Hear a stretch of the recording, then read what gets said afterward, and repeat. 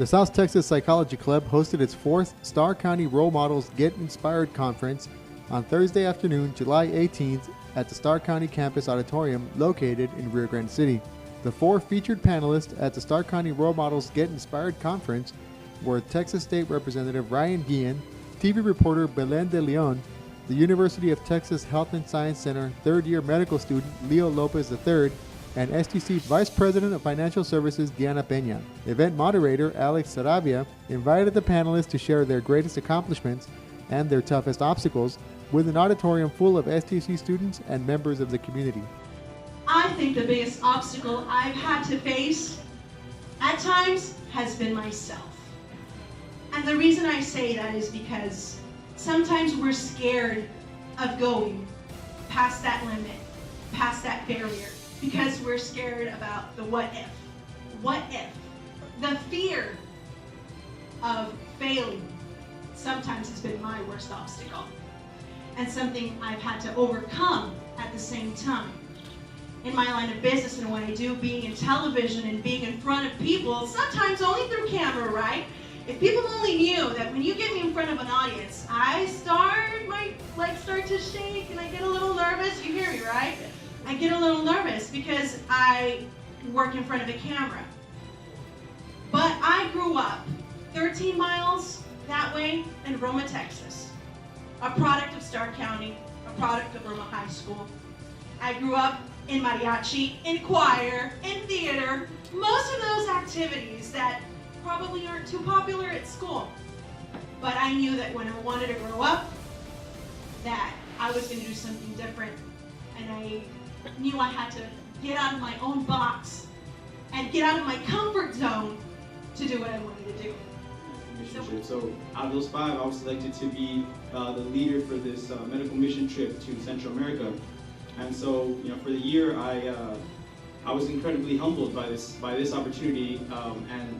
So I was at an orphanage. We opened up a pharmacy and a clinic in this broken down kind of church, which is next to an orphanage, a Catholic orphanage, where we stayed and we gave care to the young ladies and served their staff and things like that. They prep us and they tell us that there is a 22-year-old boy.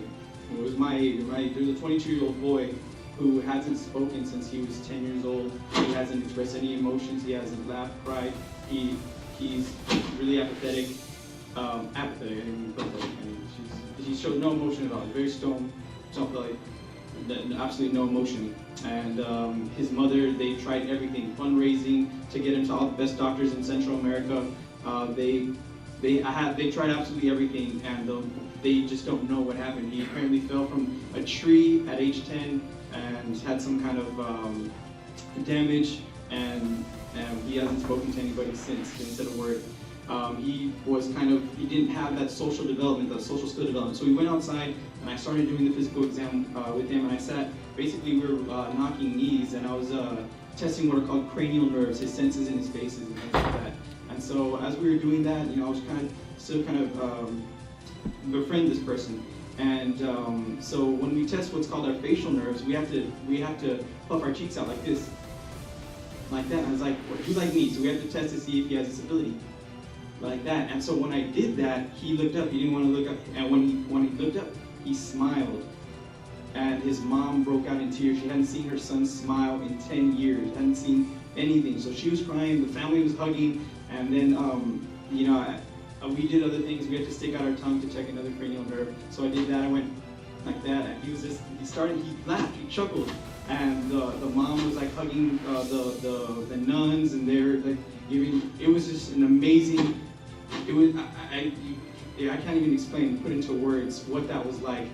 I truly understood what it was to value the human condition at that point, to really touch another person's spirit in that way. And I'm sorry that I ranted for some time. I just think that was probably the best moment I've had in my career. And to me, it's been serving South Texas College as Vice President for Finance and Administrative Services, and to have been part of the leadership for the construction of our facilities at that time for making sure that taxpayers' money were spent wisely, and just to see the phenomenal growth and the opportunities for our students and for the citizens of our community has been very rewarding. STC instructor and Psychology Club advisor Alex Sarabia later told ENLACE Network that the stories shared by the panelists touched the lives of those present at the event, and he himself received very positive feedback about the conference.